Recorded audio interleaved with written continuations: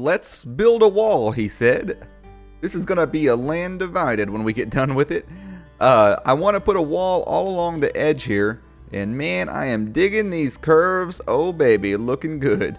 I think what we're gonna do a cobblestone wall on this side of the road, and I'm gonna go in a couple blocks, and you'll see why I do that here in a little bit. But I'm gonna build it all along here, and we might break it up here and there. We may put some holes in it. It's gonna be a little bit dilapidated. I just think it looks a lot better. There's a lot more character, I think is what the kids call it.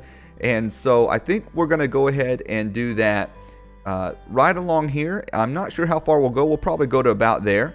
And I don't know how we're gonna really incorporate this yet, but we'll come up with something cool. So that is the plan.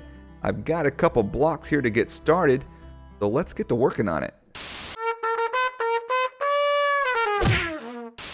Alright, so I did one path down with the cobble, and then I worked my way back, just randomly placing the stone.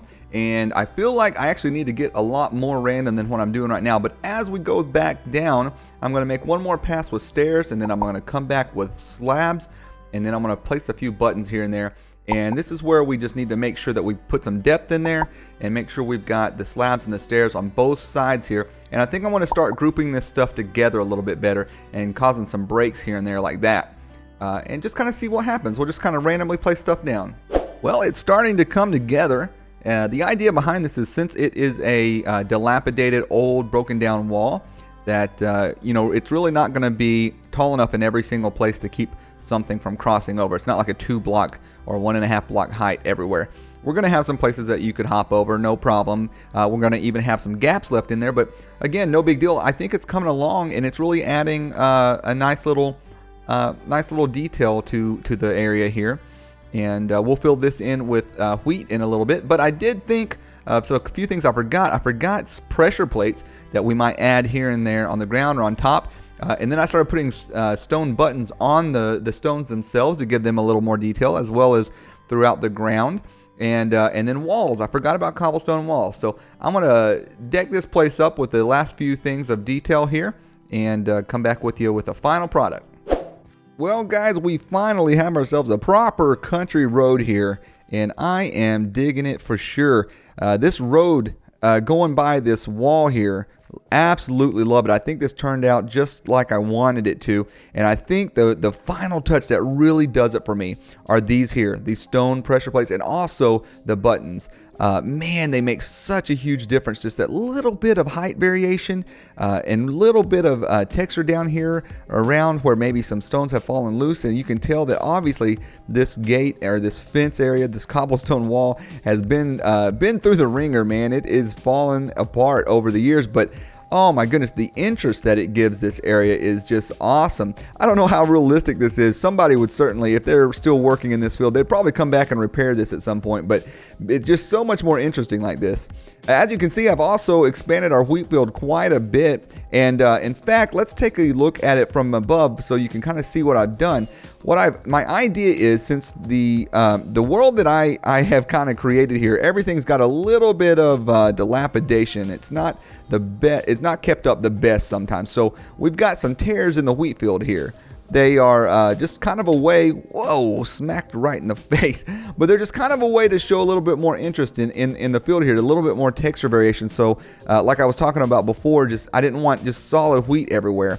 And when I come over here now and I look at this from this angle, I can see that all these little points of interest, you know, the scarecrows, the hay that's stacked up. We've got a few boulders and rocks that have been piled up in the field itself that didn't make it to the wall maybe. And then this road here with the long grass sticking up with the different textures. And then you can see I went ahead and put some fences in here just to give it a little bit of color variation. And of course the moving windmill in the background is just kind of the icing on top that just makes it so gorgeous in my opinion. So, but the deal is, it's just a road, right? It's just an old country road, but something about it I really like.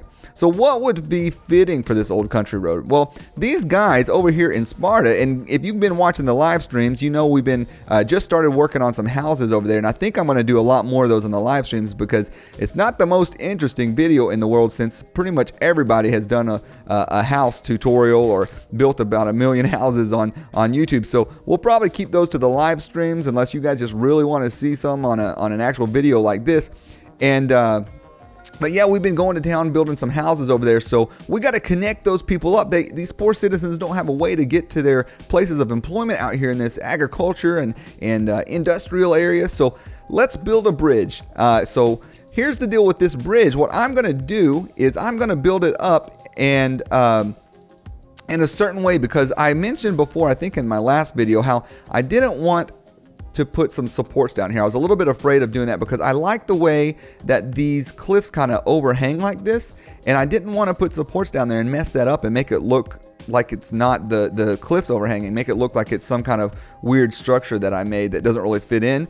And so what I decided to do, and I've been wanting to do one of these covered bridges for a long time, and if this sun would finally go down, I could sleep. I've been delaying while I talk to you guys, but I've been wanting to make one of these covered bridges for quite a while. And if you look them up on online, you can see a bunch of them. And the old ones they're just really classically cool to me. And so the cool thing about those is other than the fact they look cool, is that they don't have any supports down below, which is perfect for this area here since I didn't want any supports. So we're going to make a covered bridge. It's going to have a little bit of a roof on it, and I think it's going to be a perfect little fit for this area. Just a little country road, one lane situation going here to connect the town up to this country area. Alright, so I've come up with a couple different approaches to this, and I think this is more the direction we're going to go.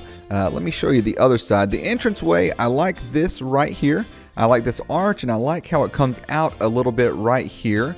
It adds a little bit of dimension and depth, and that's always a good thing. Same thing with the road here. We're going to leave the path. The idea behind this is that just like the bridge we did over there, it's just kind of a worn down area where some mud and stuff has accumulated between the grooves of the wood, and it's sunken down because, you know, they roll over the same part of the wood over and over and over, and it just kind of wears away and kind of creates a little bit of a groove situation going there. So I dig that, and then over here you can see I've already started a little bit of a transition into the cobblestone road that's going to be more of the city over here. And then on this side, this is kind of what I went with originally. Now, what I do and don't like about this is it's a little too, if I can get a good view, it's a little too log heavy. It's too dark, and it's not what I want. Most of these that I've seen are have planks of wood on the exterior, and then the beams that support it might be logs, but this is just too much log situation going on here. But I do kind of like the fence post. The thing I like about it is it gives a little bit of depth. It's recessed in on both sides, and I absolutely love that. This I think might look better, but you know what, I'm not a huge fan of this texture situation meeting up right there. So I'm not sure how I feel about it, but I think this is the direction we're going to go on this side here, mainly because of the exterior looking so much better. And you can see what I've done here, and basically we've got this log support right here, and the reason for that is, can I show you? Let me go to bed real quick first, and then I'll show you the underside. Okay, so the underside, let's jump down here in the creek real quick, and we can see what that kind of looks like. So you've got two supports going across just like that. And if I can jump out of the water, please, thank you. This support goes across, and it looks like I need to fix that right there. I want those logs to go all the way into the stone there, so they look like they are sitting on land. And same thing there. We're going to fix both sides of that, it looks like. But I like how this works out here. So I had to put this stuff down here the way I did because I needed to cover up the dirt. There's basically, it's a 2-layer thick bottom part here because I don't want the dirt to show through the bottom side. So I put all that in there just to cover that up. And then it also gave me the opportunity to show these supports and then show a little bit more depth right here when I use slabs to raise it up half a block level there. Well guys, I have made some decisions, and this is where we stand. I think I'm going to go with the fence after all. I did like the back and forth pattern that I saw because that was something I've seen in a lot of these types of builds. But when it comes down to it, I just really appreciate the depth that these bring. And I think it gives us the opportunity to go ahead and just knock out stuff randomly to kind of give it that beat up look that we have in this area and let it fit in a little bit better. So I think that's the direction I'm going to go with it. Now, all we got to do is add a roof on it. I went ahead and kind of did an outline at both ends. This end is the end I think I'm going to go with. I think that is a good angle. If you use stairs, I think it's a little too steep, at least for me. That right there is more like a house, and not so much like this covered bridge, which has usually a pretty shallow angled roof from what I've seen. So yeah, I think I like that. Now the other thing is over here, these things stuck off quite a ways there. I like that look. However, because of this shallow angle, I didn't feel like comfortable is not the right word. I didn't like that these hung out further than this. This is the furthest I want this roof line to hang out. And when I had the log extending all the way, it was a little too far and it just didn't look right to me. So to give it that look still, but to give it a little less bulk, I just went ahead and put one of those on the end of it, and I think that worked out pretty good.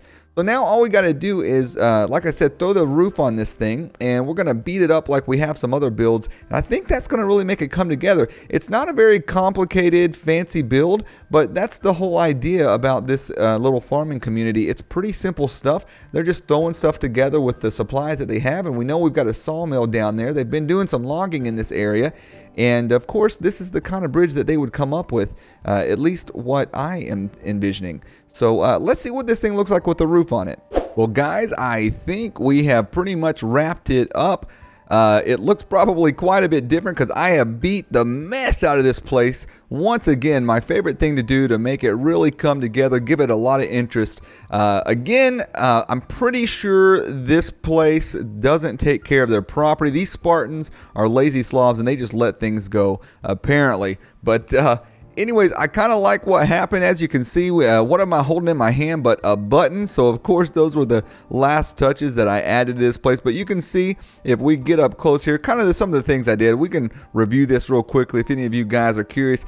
But basically just go ham with the stairs, man. Let it look like a little bit of area has risen up here and then it's drooping down in that area. And then same thing over here, of course. Got some droopage going here. And then you've got some holes in here and the railing and everything, a little bit of holes up in this area.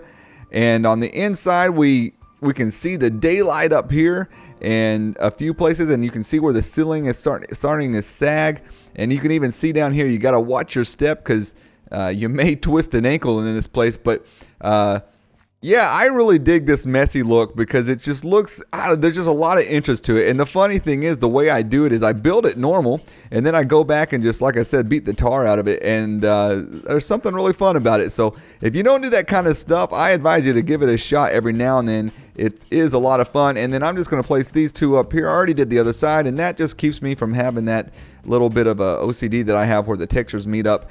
And I like that a lot better, of course. So I think we can say the bridge is done at this point. So let's take a look at it from over here as if we're coming in from the farmlands with all this grass. Look at that beauty. It's just a simple bridge, but man, it's a dilapidated piece of junk, but man, I love it.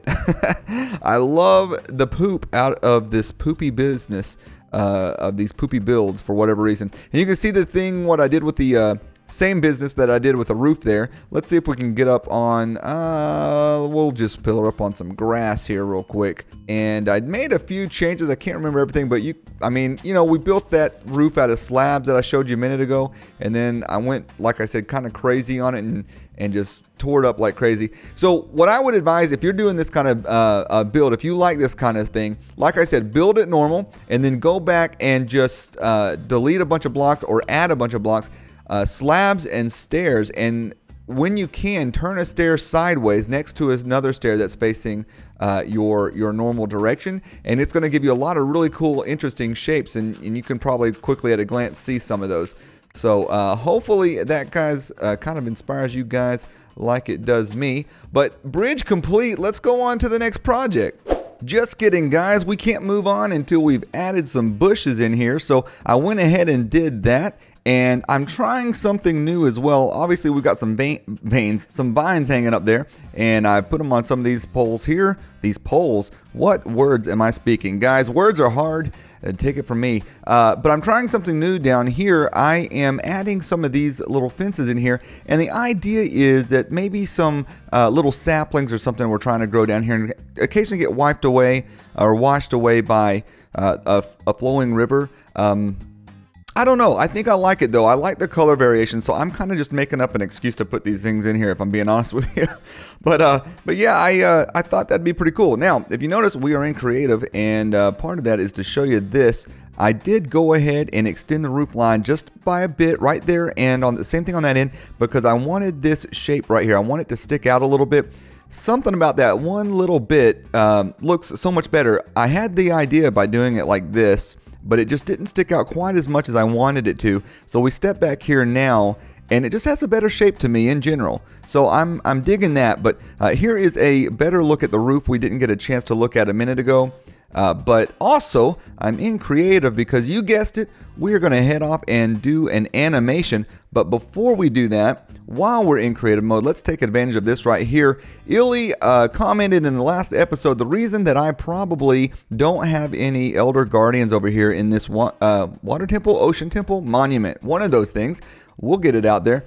The reason we probably are in that situation where we don't have any of these Elder Guardians is because I occasionally switch over to creative mode to do these things like I'm doing in a minute, these animations, and sometimes I'll switch it to peaceful just to, be peaceful because I'm in creative mode. They can't get to me anyways. Long story short, that will kill off all the mobs, obviously, and if these chunks were loaded, then we are going to end up with a situation where the Elder Guardians are killed and they don't respawn. So I'm going to jump in here and spawn these in. I'm going to just use I haven't explored this yet, so I'm kind of ruining it for myself a little bit by exploring it, but it's kind of going to have to be done in order to get a good experience when I do get a chance to come over here and explore this, to kill those Elder Guardians off. Alright, to keep from spoiling this adventure for me, I just used game mode 3 to shoot straight through this place in a straight line. And then I just placed two of these guys kind of randomly in some big rooms. So hopefully that doesn't spoil things too much for me. But he looks pretty happy swimming around now. We're going to get out of here, leave him alone, and then come back and explore this place later on. Well, you're probably asking yourself, when are we going to finally get to that animation? And the time has come. I've been putting this off because I know it's going to be a ton of work. I've already attempted it once way back when, and almost got it, but got so frustrated I had to just move on, guys. But we're going to give it another shot today, and we are over here at the Twin Dizzle Falls because this is where we are going to try it out. I originally tried it over in our rapid area of the custom river biome way back when we made that thing. I thought that that's when I got the inspiration for this originally. So what is it that we're going to be doing exactly? Well, we're going to make this water a little more movement. We're going to give it a little more movement than it has right now. I want an actual rapid. Like right now it's flowing and it looks fine and dandy, but I think it'd be really cool if we could get some bubbling effects going on in here. And that is what we're going to do today. So I'm going to do my best to try and explain this to you now. As I come over here, if you guys remember, there used to be a mound of dirt here, and that whole purpose was just to cover this up because I didn't want to get rid of it just in case. So let's take a look. What's going on here? Well, I've got a source block right there in the middle, and then out away from it a little ways, I've got at different intervals from the source block, we've got two away, we've got one right here. So you can see the outline of the white block. That is what we're going to be saving in these with the structure block, just that one part right there. So it's not a full water block, it's kind of like a half water block, right? And then at the time I didn't realize we're probably going to just use that one, but I thought maybe that would be a little too big of a bubble, and I thought maybe we would need one a little further out, and then I went ahead and made one that was really far out just in case.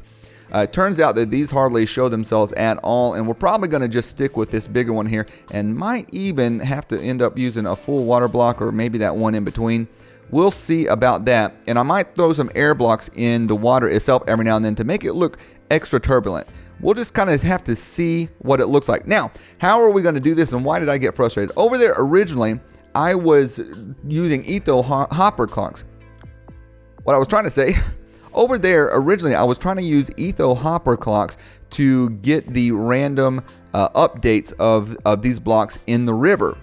But etho hopper clocks are not really that random. So what I discovered was, and I remembered, was these things that I've been holding in my hand this whole time, these droppers, will actually output a item at random if you have different items.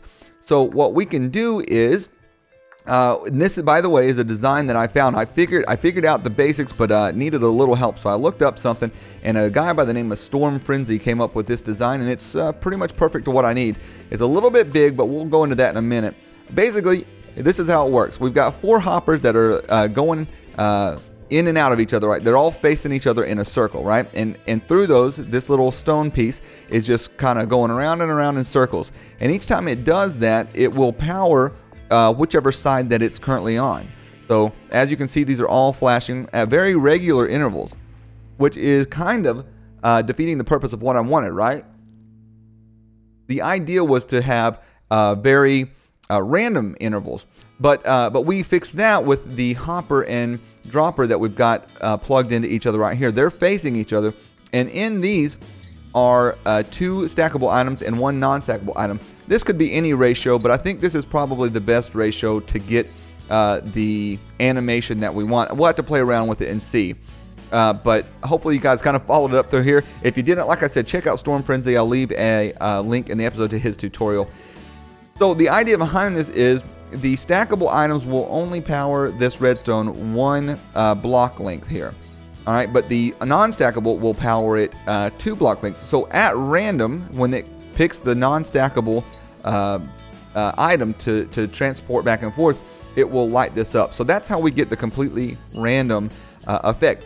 This huge thing here, this is a way to get 4 different blocks of animation, 4 different bubbles, I guess you could call it. So I don't know if that will work. That's going to be a lot of work all by itself, but if we might have to stack a few of these on top of each other to get multiple blocks to animate multiple bubbles, I guess, more than 4 if we want more than 4. The hard part about this, and the part that got me so frustrated I had to quit before, is not this. This is pretty easy.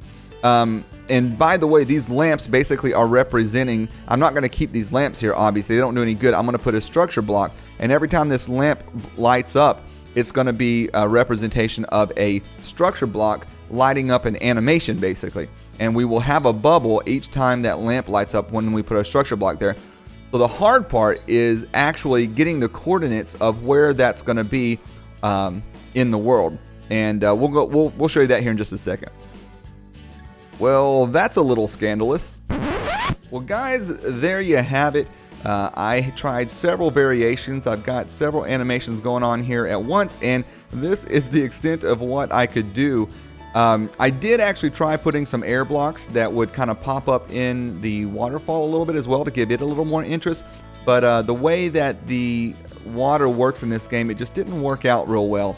I think this is pretty cool, but I don't know if I'd call it a disappointment. I just don't think it's quite worth the effort, for one, but more importantly, the more of this stuff we do, the more it's going to lag out my world. So I've got to kind of spread them out a little bit. And I don't know if this is worth taking away from another potentially cooler animation that we do in the future. So I may have to stop this one down the road just so we can add some other cooler stuff later. But I am curious to see what you guys think. Do you like it? Do you think I should do something different? If you have any ideas how I could make this better, please let me know. Or if you have any ideas of other cool animations we could add to the world to make it feel even more interactive and enjoyable and something fun that would be entertaining for you guys to watch and learn from, you can leave those in the comments, of course. We'll hang out in the comments, and as always, keep it creative.